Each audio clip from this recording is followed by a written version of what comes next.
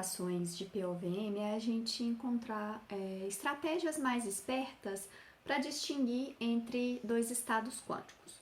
Bom, então, nessa aplicação, a tarefa é a Alice escolher um estado, né, entre N possibilidades que estão descritas nesse conjunto aqui com N estados, e ela vai preparar um sistema no estado escolhido e enviar esse sistema para o Bob.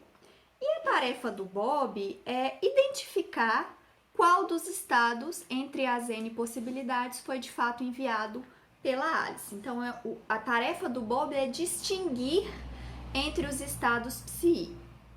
Bom, então vamos ver o que acontece primeiro no caso particular em que esses estados são ortogonais, tá? Então, cada psi é ortogonal aos outros. Então, nesse caso, a melhor estratégia que o Bob pode fazer é aplicar uma medição projetiva que contenha esses projetores aqui. Então, quando a gente usa esses projetores, e isso define uma medição projetiva só quando os psi são ortogonais, a gente tem que se o estado foi preparado, se o sistema foi preparado no estado psi, a gente vai ter a resposta aí com probabilidade 1. Então, nesse caso, a gente pode distinguir perfeitamente entre esses estados e o Bob consegue realizar a tarefa de distinguir entre as N opções com perfeição, tá? Ok.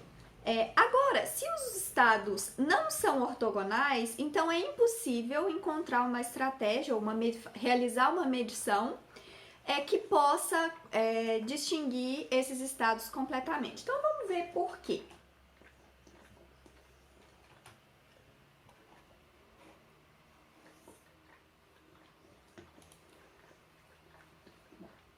Então, vamos ver por quê que a gente não consegue distinguir esses estados perfeitamente.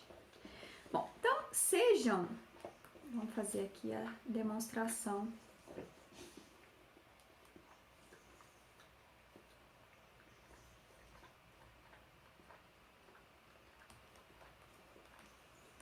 Então, eu vou supor que psi1 e psi2 não são ortogonais.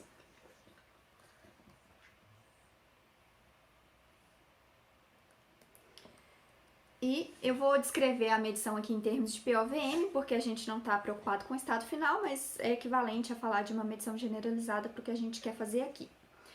Bom, e seja aí um POVM, um conjunto de operadores aí, um POVM, tal que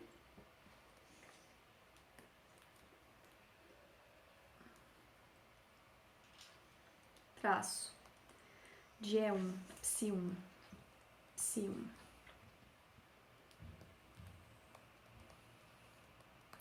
que é a mesma coisa que psi1, E1, psi1, seja igual a 1,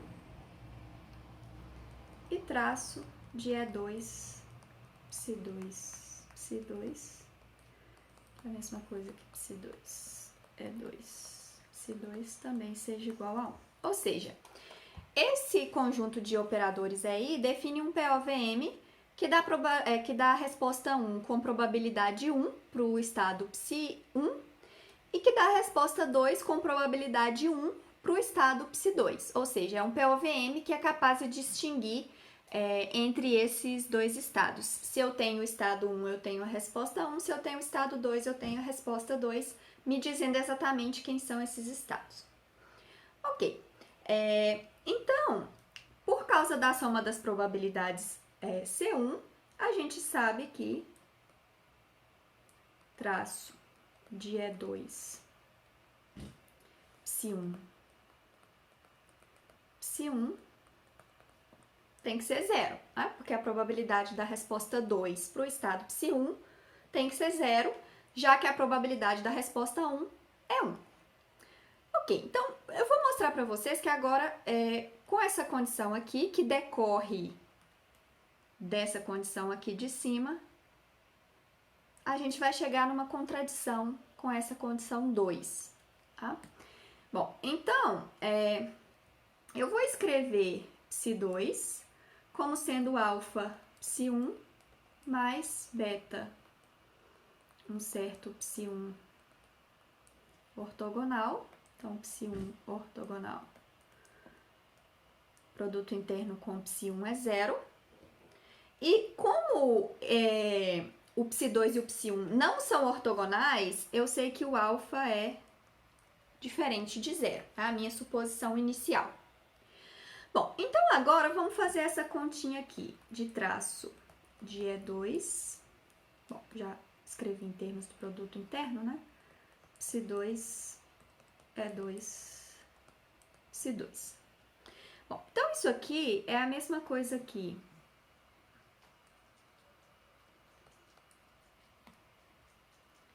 Psi1 ortogonal,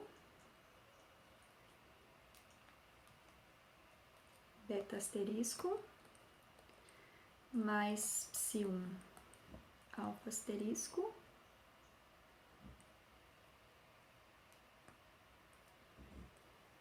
vezes E2, vezes alfa psi1 mais beta psi1 ortogonal. Ok, então se a gente expandir esse produto aqui, a gente vai ficar com a seguinte coisa.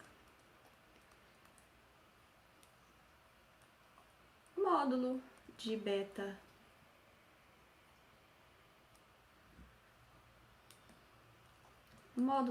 ao quadrado vezes psi1 ortogonal é 2 psi1 ortogonal mais beta asterisco alfa psi ortogonal psi, né? É 2 psi1 mais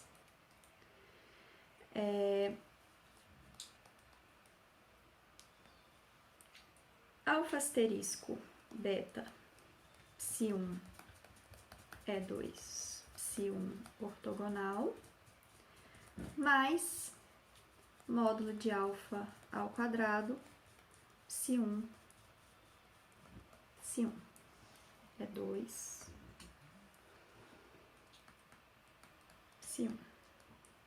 Ok, então agora a gente vai ver que vários desses termos aqui vão cancelar por causa dessa condição aqui, tá?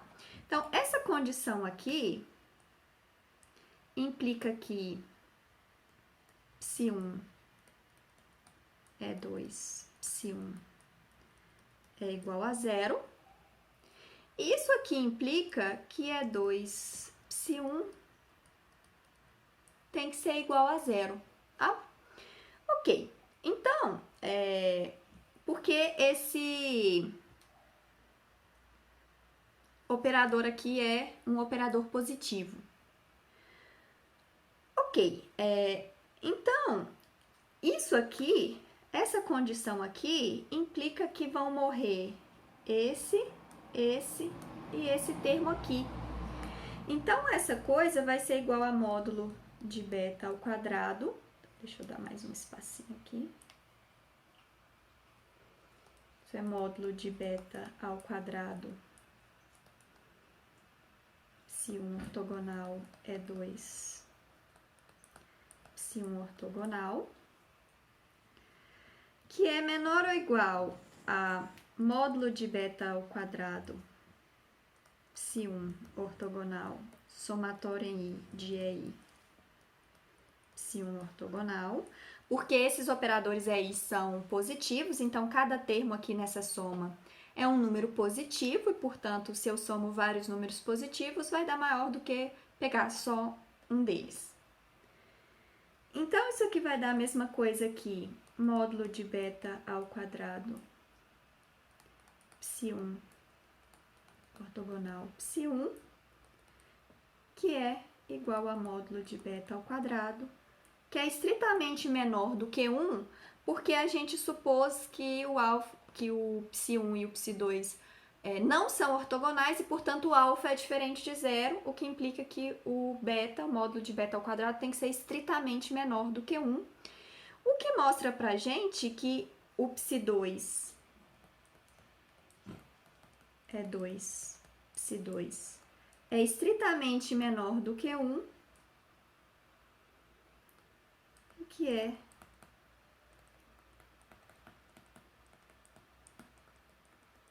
uma contradição. Então, isso mostra pra gente que se dois vetores se eles não são ortogonais, se o produto interno entre eles é diferente de zero, não existe uma medição, mesmo que generalizada, que é capaz de distinguir entre eles perfeitamente. Ok.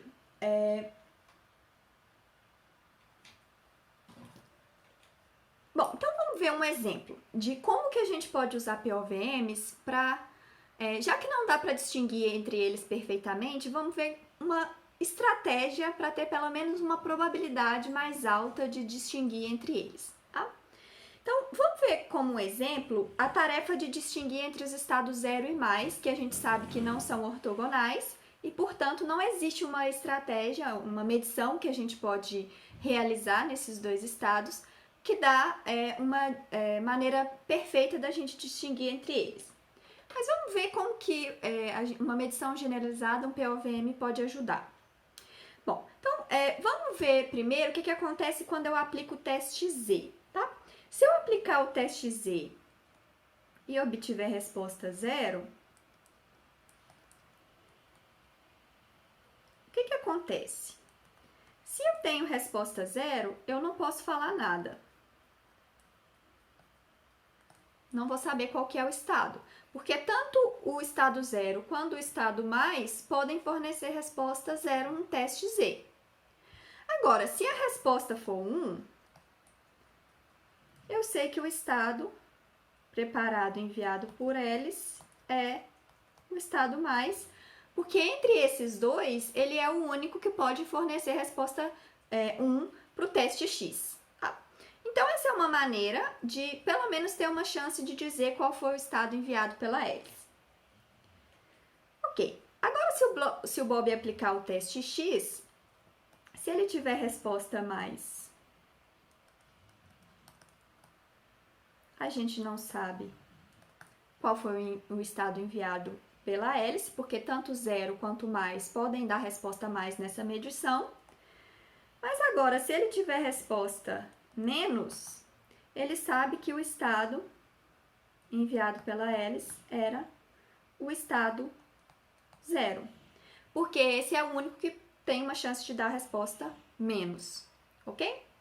Mas existe uma outra estratégia em que ele pode aplicar esse POVM aqui, dado por esses três operadores, e nessa estratégia ele vai fazer o seguinte, ele tem três respostas. Essa resposta 1, o operador é proporcional ao projetor em 1. Na resposta 2, o operador é proporcional ao projetor no estado menos. E agora eu tenho uma terceira resposta, E3. Esses coeficientes estão aqui para garantir que o E3 seja positivo. Então, vamos ver o que acontece nesse teste. Então, nesse teste, eu tenho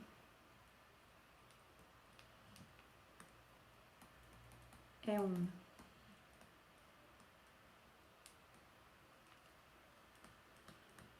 proporcional a esse projetor, o E2 proporcional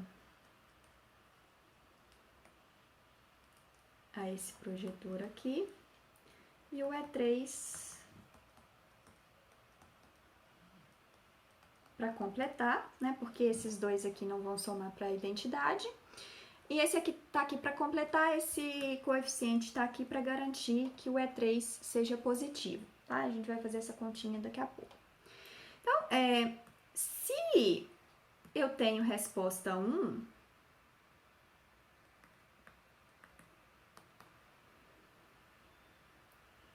resposta 2, ou se eu tenho a resposta 3, isso vai dar alguma informação para a gente, exceto a resposta 3. Então, se eu tenho a resposta 1, eu sei que o estado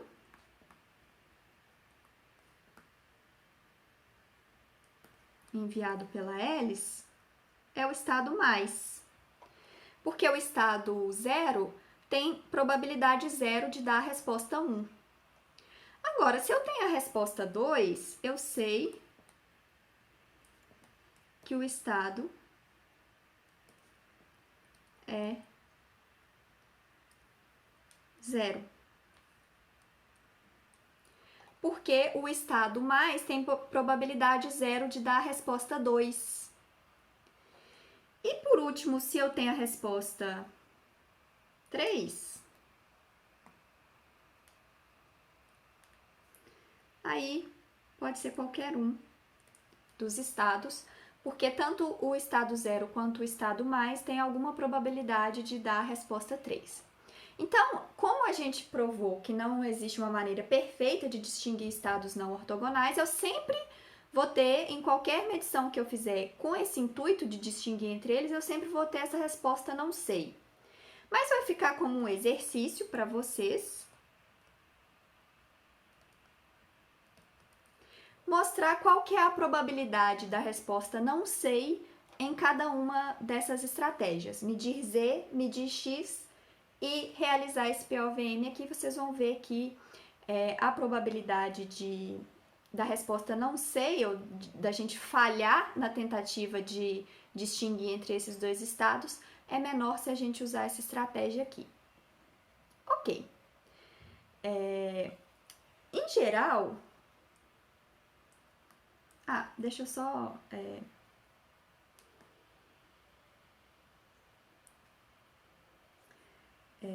mostrar para vocês por que a gente precisa desses 2/3 aqui, tá?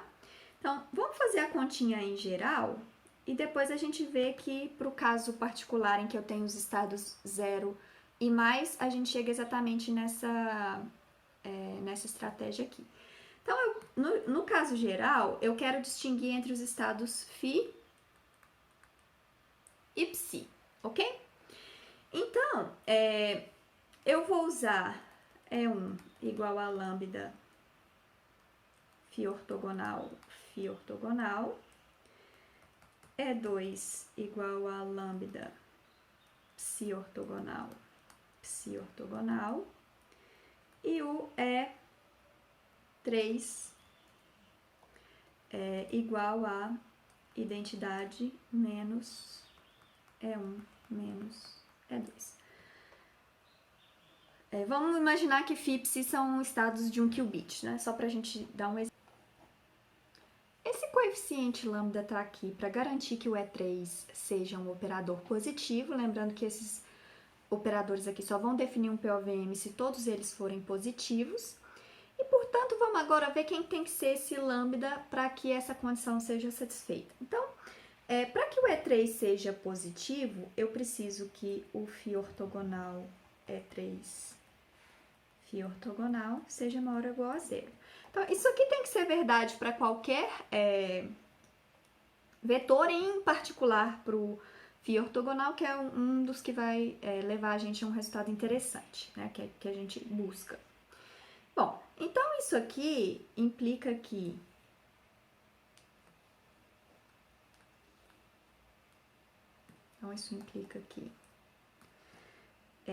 φ ortogonal E3, que é identidade menos E1 menos E2, φ ortogonal seja maior ou igual a 0, a gente precisa disso.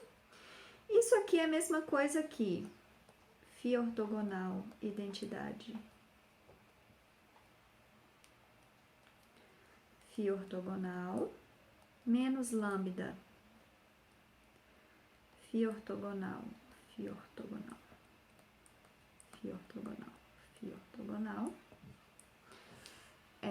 menos lambda φ ortogonal ψ ortogonal φ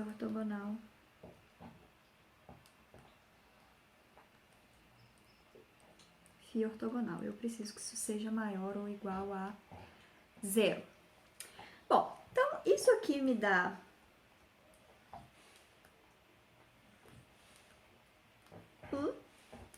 porque supondo que esses dois vetores têm norma 1, né, que a gente precisa supor ali para construir o POVM. E isso aqui vai me dar menos lambda, né, porque esse produto interno aqui vai dar 1.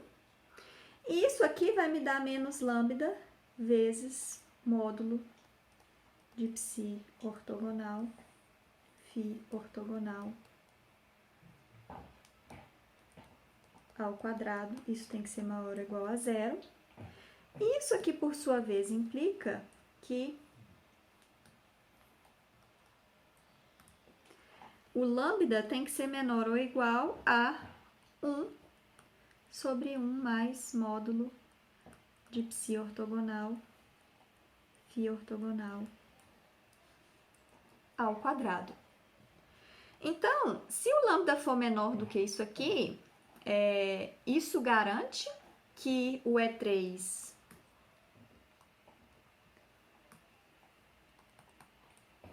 é positivo, como vocês podem checar, vai ficar de exercício para vocês, não é difícil.